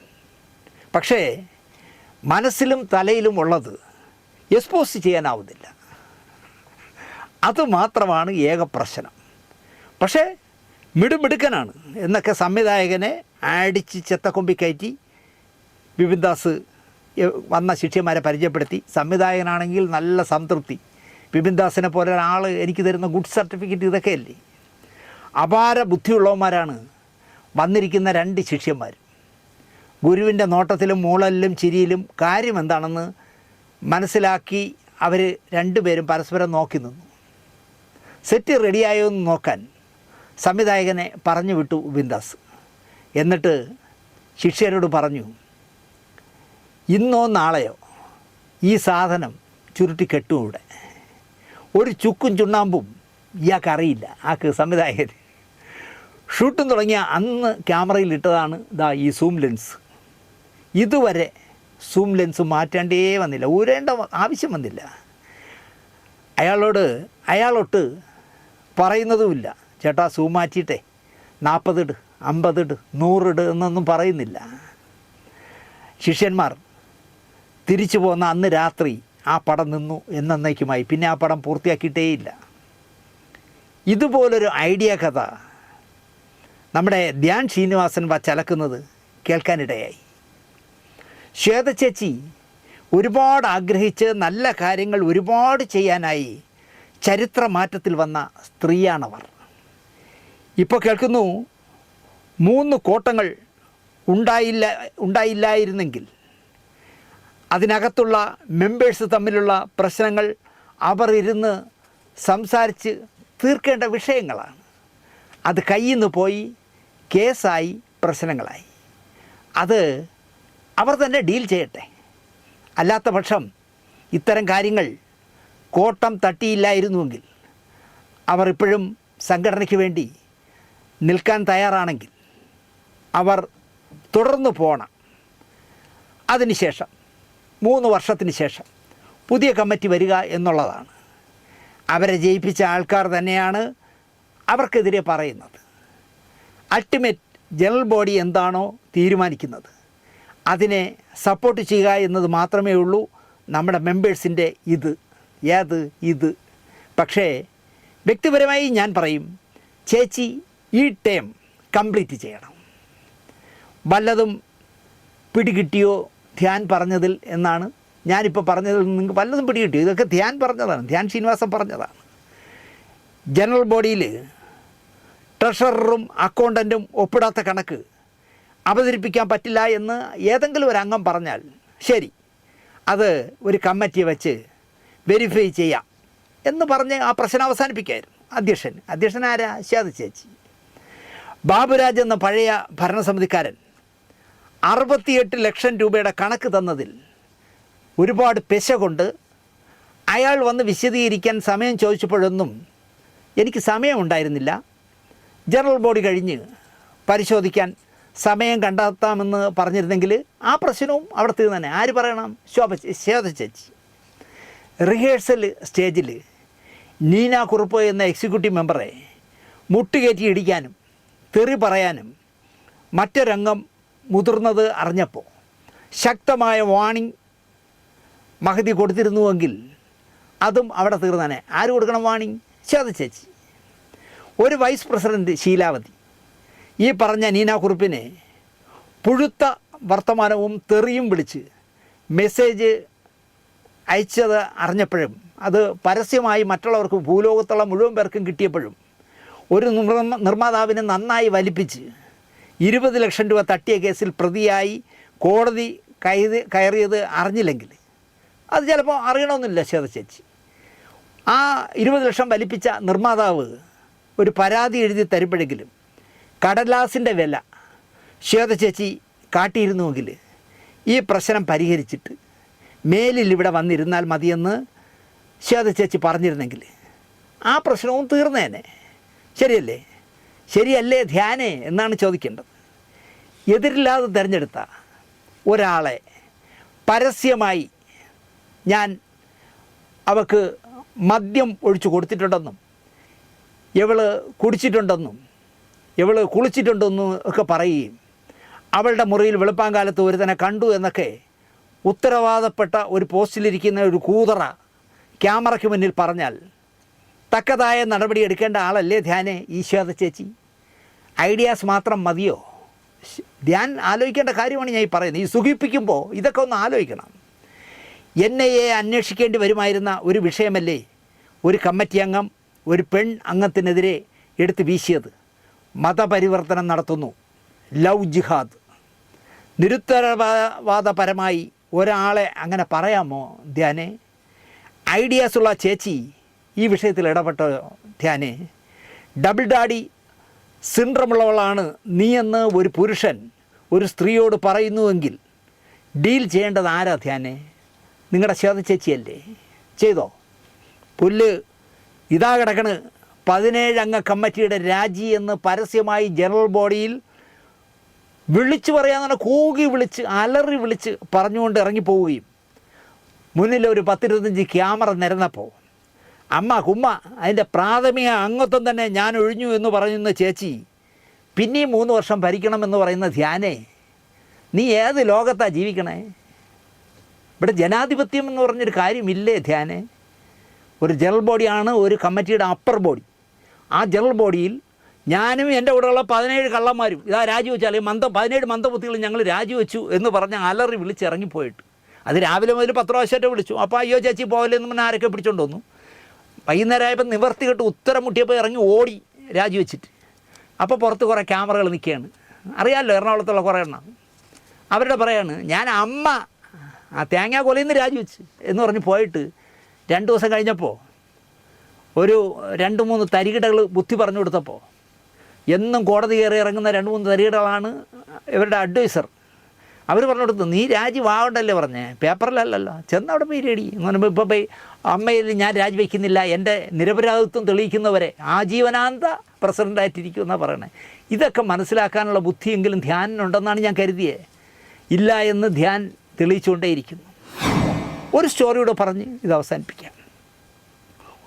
ഒരു മാസം 26 സിനിമകളൊക്കെ റിലീസാവുന്ന നാട് ഇന്ത്യയിലല്ല, ലോകത്തെ ഒരേ ഒരു സ്ഥലത്തെ കാണൂ, അത് കേരളത്തിലാണ്. 26 പടം. അപ്പോൾ ദിവസം ഓരോ പടം റിലീസ്.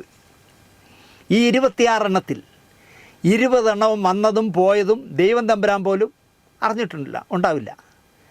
പിന്നെന്താന്ന് വെച്ചാൽ പണ്ട് പോസ്റ്റർ ഒട്ടിക്കാൻ ഇഷ്ടംപോലെ ചുവരുകളുണ്ടായിരുന്നു. ഇപ്പോൾ നവമാധ്യമങ്ങളിൽ മാത്രമാണല്ലോ പരസ്യം. അതുകൊണ്ട് മൈദാമാവിൻ്റെയും കോർപ്പറേഷൻ, മുനിസിപ്പാലിറ്റി, പഞ്ചായത്തുകളിൽ പോസ്റ്റർ സീൽ ചെയ്യാൻ കൊടുക്കുന്ന കാശും മിച്ചമായി എന്ന് പറയാം. പക്ഷേ എത്ര കോടി രൂപയാണ് ഒരു വർഷം തൊലയ്ക്കുന്നത്? എല്ലാം പാളിസായ ശേഷം ഇരുന്ന് മോങ്ങും. എല്ലാം പോയേന്നും പറഞ്ഞ് മോങ്ങും ഇരുന്നു. സിനിമ എടുക്കാൻ ഇറങ്ങുമ്പോൾ അല്ലേ ഇത് ആലോചിക്കാനുള്ളത്, ഇത് എന്തിനെടുക്കുന്നു? അപ്പോൾ ചെയ്യില്ല. എൻ്റെ എല്ലാം നശിച്ച് ഞാൻ മറ്റേ തേങ്ങ കൊല്ലയായി, ഞാൻ ഗാന്ധി ഭവനിലൊരു മുറി കിട്ടി അവിടെ പോയി കിടക്കുമെന്നൊക്കെ പറയുന്ന അവസ്ഥയിലേക്ക് പോകും. അപ്പോൾ പക്ഷേ എത്ര കോടി രൂപയാണ് ഒരു വർഷം തൊലയ്ക്കുന്നത്? എല്ലാം ഞാൻ പറഞ്ഞല്ലോ, എല്ലാം പാളിസായ ശേഷവും ഇരുന്ന് മോങ്ങും. ഇക്കഴിഞ്ഞ ആഴ്ച 2 പടങ്ങൾ വന്നു. ഒന്ന് ഐ നോബഡി, പൃഥ്വിരാജ് നായകനായ സിനിമ. മറ്റൊന്ന് ഷാജി കൈലാസ് സംവിധാനം ചെയ്ത ജോജു ജോർജിൻ്റെ അദ്ദേഹം നായകനായ വരവ്. ഇനി ചിലവ് വരാനുണ്ടെന്ന് തോന്നുന്നു. വരവാണിപ്പോൾ വന്നേക്കണേ. ആദ്യ ദിവസം ഇനിഷ്യൽ കളക്ഷൻ പോലും നേടാനാകാത്ത സിനിമയായി ഐ നോബഡി. 26 കോടി രൂപ പൃഥ്വിരാജിൻ്റെ ശമ്പളമില്ലാതെ മാത്രം അതിൽ ചിലവായി. E4 എന്ന് പറഞ്ഞ ബാനറിൽ മുകേഷ് ആർ മേത്തയും സാരഥിയുമാണ് ഈ 26 കോടി രൂപ മുടക്കിയത്. പൃഥ്വിരാജിൻ്റെ ശമ്പളം പാർട്ണർഷിപ്പിൽ മുടക്കി. ഇപ്പം അങ്ങനെയാണല്ലോ, അഭിനയിക്കുന്നതിന് ശമ്പളം കൊടുക്കണ്ട, ഞാനും പാർട്ണർ ഒന്നിലെങ്കിലും മുടക്കും. അപ്പോൾ പടത്തിന് 38 കോടിയായി ചിലവ് എന്നർത്ഥം. ആകെ പറയാവുന്ന ഒരു കാര്യം, ഈ ചിത്രത്തിൽ പാർവതി തിരുവോത്തായിരുന്നു നായിക. മലയാള സിനിമയിൽ ന്യായമായ ശമ്പളം ചോദിക്കുന്ന ഏക നായികയാണത്രേ പാർവതി എന്നാണ് എൻ്റെ ഒരു വളരെ സിനിമയിൽ നന്നായി ഇടപഴകുന്ന ഒരാളെന്നെ പറഞ്ഞത്. ദിനേശേട്ടാ, പാർവതി നമ്മൾ വിചാരിക്കുമ്പോഴല്ല ഏട്ടാ, ഇപ്പോൾ ഉള്ള നായികമാരിൽ റീസണബിളായ റേറ്റ് വാങ്ങി അഭിനയിക്കുന്ന ഏക നടി പാർവതിയാണെന്നാണ് അയാൾ പറഞ്ഞത്. എനിക്കത് കേട്ടപ്പോൾ വളരെ സന്തോഷം തോന്നി. ഒരു പരസ്യം എടുക്കാനായി പ്ലാൻ ചെയ്തു. ക്ലയൻറ്റിന് ഒരു ആഗ്രഹം, അതിൽ മോഡലായിട്ട് വരേണ്ടത് പാർവതി തിരുവോത്താകണം. അയ്യോ, അവർ വലിയ ശമ്പളം ചോദിക്കുന്നവരാണ്, പിന്നെ ആവശ്യത്തിലധികം തലവേദന തരുന്നവരാണ് എന്നൊക്കെ അതിൻ്റെ സംഘാടകർ പറഞ്ഞു. എന്നാലും അവർ മതിയെന്ന് ക്ലയൻറ്റ് വാശി പിടിച്ചു. എനിക്ക് പാർവതി തിരുവോത്ത് മതി ഈ മോഡലായിട്ട്. അവരെ സമീപിച്ചപ്പോൾ അതിശയിച്ചു പോയത്രേ. മാന്യമായ ന്യായമായ പ്രതിഫലമേ പാർവതി ചോദിച്ചുള്ളത്രേ. വരവിലെ നായകൻ ജോജു ജോർജാണല്ലോ. അഭിനയത്തേക്കാൾ എല്ലാത്തിലും തലയിട്ട് തലവേദന ഉണ്ടാക്കുന്ന കലാകാരനാണ് അത്രേ ഇപ്പോൾ ജോജു ജോർജ്. വരവിൻ്റെ സെറ്റിൽ മാത്രം 15 or 16 സെൽ ഫോണുകൾ എറിഞ്ഞു പൊട്ടിച്ചു എന്നാണ് ദൃക്സാക്ഷിയായ ഒരാൾ എന്നോട് പറഞ്ഞത്. 15 or 16 ഫോൺ വർത്തമാനം പറഞ്ഞുകൊണ്ടിരിക്കുമ്പോൾ ദേഷ്യം വരുമ്പോൾ, ഫോണിൽ വിളിക്കുന്നവനോട് ദേഷ്യം വന്നാലും സെറ്റിൽ ദേഷ്യം വന്നാലും ശരി, ഫോണിനെയാണ് ആദ്യം പുള്ളി. അതാകുമ്പോൾ വായില്ലല്ലോ, തിരിച്ച് ചീത്ത വിളിക്കാനോ അടിക്കാനോ ഒന്നും സെൽഫോണിന് കഴിയില്ലല്ലോ. അപ്പോൾ 1 ലക്ഷമോ 50,000 രൂപയോ 1 ലക്ഷം രൂപയോ 1.5 ലക്ഷം രൂപയൊക്കെ വിലയുള്ള, മിക്കവാറും സിനിമാക്കാരനായതുകൊണ്ട് ആരെങ്കിലുമൊക്കെ ഫ്രീ കൊടുത്ത ഒരു 100 ഫോൺ വീട്ടിൽ കാണും. അല്ലെങ്കിൽ ഇങ്ങനെ ഒരു സെറ്റിൽ 16 ഫോണൊക്കെ അടിച്ച് പൊട്ടിക്കാൻ പറ്റും. അങ്ങനെ അയാൾ എറിഞ്ഞു പൊട്ടിച്ചു എന്ന് പറയുന്നു. 5 കോടി പ്രതിഫലമാണത്ര ഇപ്പോൾ ജോജു ജോർജ് ചോദിക്കുന്നത്. നിങ്ങൾ ആലോചിച്ചു, ഒരു ജൂനിയർ ആർട്ടിസ്റ്റിൽ നിന്നും വളർന്ന് സംവിധായകനും നടനും നായകനും നിർമ്മാതാവും ഒക്കെ ആയ ജോജു വന്ന വഴികൾ മറക്കുന്നതിൻ്റെ ഏറ്റവും നല്ല സൂചനയാണ്. 5 കോടി രൂപയാണ് പ്രതിഫലം ചോദിക്കുന്നത്. പിന്നെ ആവശ്യത്തിലധികം തലവേദനയും തരും. 5 വർഷമായി 100 കോടിയാണത്രേ കടമറ്റത്ത് കത്തനാർ എന്ന് പറഞ്ഞ സിനിമയ്ക്ക് വേണ്ടി ഗോകുലം മൂവീസ് ചെലവിട്ടിരിക്കുന്നത്. 5 വർഷമായി തുടങ്ങിയിട്ട്. 5 വർഷമായിട്ടപ്പോൾ ജയസൂര്യ വേറൊരു പടത്തിന് പോകാൻ പറ്റാതെ കിടക്കുക. സിനിമാ നിർമ്മാണത്തിനായി ചുരുങ്ങിയത് 200 കോടിയെങ്കിലും ഇതുവരെ ഗോകുലം മൂവീസ് കളഞ്ഞിട്ടുണ്ട് എന്നാണ് പറയുന്നത്. നെയ്ബരത്ത് അപ്പത്തിന് കുഴപ്പം തരുന്നേ, ഗോകുലത്തിൻ്റെ ഇല്ലേ കാശ് 800 കോടിയൊക്കെ അല്ലേ മറ്റേ അവർ വന്ന് എടുത്തോണ്ട്, ഇൻകം ടാക്സുകാരൊക്കെ വന്ന്, ആദായ നികുതിക്കാരൊക്കെ വന്ന് എടുത്തോണ്ട് പോടെ. അപ്പോൾ ഒരു 200 കോടി രൂപയെങ്കിലും മലയാള സിനിമയ്ക്ക് വേണ്ടി കളഞ്ഞിട്ടുണ്ട് എന്ന് പറയുന്നു.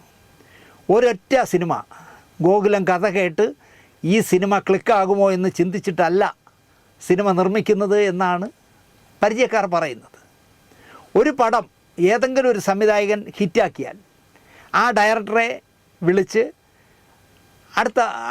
കൊണ്ടുവന്ന് അടുത്ത പടത്തിന് ഞങ്ങൾക്ക് ഇത് തരണം കേട്ടോ എന്ന് പറഞ്ഞ് അഡ്വാൻസും കൊടുത്ത് അവൻ്റെ കൂടെ നിന്ന് ഒരു ഫോട്ടോ എടുക്കും. ഫോട്ടോ എടുത്ത് അടിച്ച് പൊളിക്കുക, അതുമാത്രമേ ഉള്ളൂ ചിന്ത.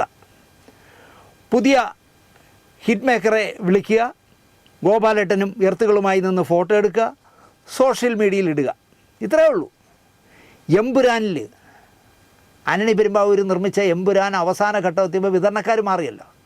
അപ്പോൾ അവസാന ഘട്ടത്തിൽ ആൻ്റണിയോ മോഹൻലാലോ വിളിച്ച്, ഗോപാലേട്ടാ ഈ സിനിമ നിങ്ങൾ ഏറ്റെടുക്കണം, നിങ്ങൾക്ക് അടുത്ത 10 ഡേറ്റ് ലാലേട്ടൻ്റെ അല്ലെങ്കിൽ ലാൽ സാറിൻ്റെ 10 ഡേറ്റ് തരാമെന്നൊക്കെ പറഞ്ഞ് ഗോകുലത്തിനെ ചാടിപ്പിച്ചപ്പോൾ ആൻ്റണിയുടെ ആ പടത്തിന് വേണ്ടി ഗോപാലൻ മാത്രം 60 കോടി രൂപ ലോസായി എന്നാണ് പറയുന്നത്. എമ്പുരാന് 60 കോടി രൂപ ഗോകുലത്തിൻ്റെ പോയി കിട്ടി. അത് വേണമെങ്കിൽ എഴുതള്ളാം, വൈറ്റ് മണി ആക്കാം.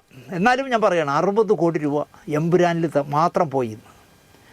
ഗോപാലേട്ടൻ്റെ 2 എർത്തുകൾ മാത്രം ഓരോ പൊളിയുന്ന പടവും ചെയ്യുമ്പോൾ ലക്ഷങ്ങൾ ഉണ്ടാക്കുന്നു എന്നാണ് പറയുന്നത്.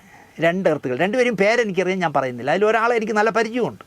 ഈ 2 എർത്തുകൾ ഗോകുലം ഓരോ പടവും നിർമ്മിക്കുമ്പോൾ അതിൽ നിന്ന് ലക്ഷക്കണക്കിന് രൂപ അവരുണ്ടാക്കിക്കൊണ്ടേയിരിക്കുന്നു. ഇങ്ങനെ പോയി അവസാനം ഒരു ദിവസം ഗോപാലേട്ടൻ്റെ അടുത്ത് ചെന്നിട്ട് ഗോകുലം കൊടുക്കുന്നോ എന്ന് യവന്മാർ ചോദിച്ചാൽ പോലും അത്ഭുതപ്പെടാനില്ല എന്നാണ് ഒരു സിനിമാക്കാരൻ എന്നോട് പറഞ്ഞത്. മിസ്റ്റർ ഗോപാലേട്ട എന്ന് പറഞ്ഞായിരിക്കും പുറകെ നടക്കുന്നതിൽ ഗോപാൽ സാർ എന്നായിരിക്കും വിളിക്കുന്നത്. ഇങ്ങനെ ഓരോ പടത്തിൽ നിന്നും കമ്മീഷൻ അടിച്ച് വെട്ടിച്ചും തട്ടിച്ചും പറ്റിച്ചും ഒക്കെ ഉണ്ടാക്കി ഒരു ഘട്ടത്തിൽ ഒരു ദിവസം അങ്ങ് വടകരി ചെന്ന് ഗോപാലേട്ടൻ ചായ കുടിച്ചോണ്ടിരിക്കുമ്പോൾ ചെന്നിട്ട് വാ ഇല്ല ഞങ്ങൾക്ക് പോകാൻ അല്പം തിരക്കുണ്ട്, മിസ്റ്റർ ഗോപാലൻ ഗോകുലം മൂവീസ് കൊടുക്കുന്നോ എന്ന് ചോദിച്ചാൽ അത്ഭുതപ്പെടാനില്ല എന്നാണ് പറയുന്നത്. കാൽക്കുലേഷൻ ഇല്ലാതെ സിനിമ പിടിക്കുന്ന സ്ഥിതിയാണ് ഇപ്പോൾ മലയാള സിനിമയിൽ. ഒരു കണക്കൂട്ടലുമില്ല, കാൽക്കുലേഷൻ ഇല്ല. ഇറക്കുന്നു കോടികൾ, ആ കോടികൾ അത്രയും പോകുന്നു. അത് കഴിയുമ്പോൾ ചെന്നിരുന്ന് കരയുക, അല്ലെങ്കിൽ എനിക്ക് ആത്മഹത്യയല്ലാതെ വേറെ വഴിയില്ലെന്ന് ഈ അടുത്ത കാലത്ത് ഒരു നിർമ്മാതാവ് കരഞ്ഞത് നിങ്ങൾ കണ്ടതാണല്ലോ. മലയാള സിനിമ നാഥനില്ലാതെയാകുന്നു എന്നാണ് പറയുന്നത്. പിന്നെ ഗോപാലേട്ടൻ്റെ കണക്കിൽപ്പെടാത്ത, കാൽക്കുലേറ്ററിൽ കൊള്ളാത്ത കോടിക്കണക്കിന് ലക്ഷങ്ങളുടെ കോടികൾ കയ്യിലുള്ളതുകൊണ്ട് ആ കൂടെ നടക്കുന്ന 2 കൃത്തുകൾ കുറേ ഉണ്ടാക്കിട്ടെന്നേ. മലയാള സിനിമയിൽ ഇങ്ങനെ ഒഴുക്കുകയാണ്.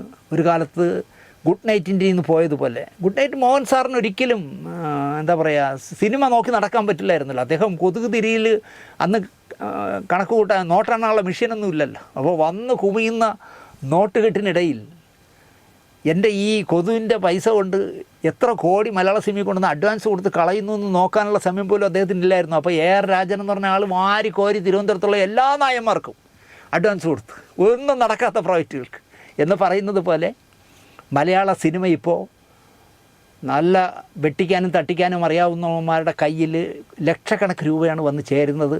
സിനിമയ്ക്ക് വേണ്ടി 5 കോടി 10 കോടി 50 കോടി എന്നൊക്കെ പറഞ്ഞ് ഇങ്ങനെ കടലിൽ കല്ലിടുന്നത് പോലെ ഒഴുക്കി കളയുകയാണെന്ന് പറയുന്നു.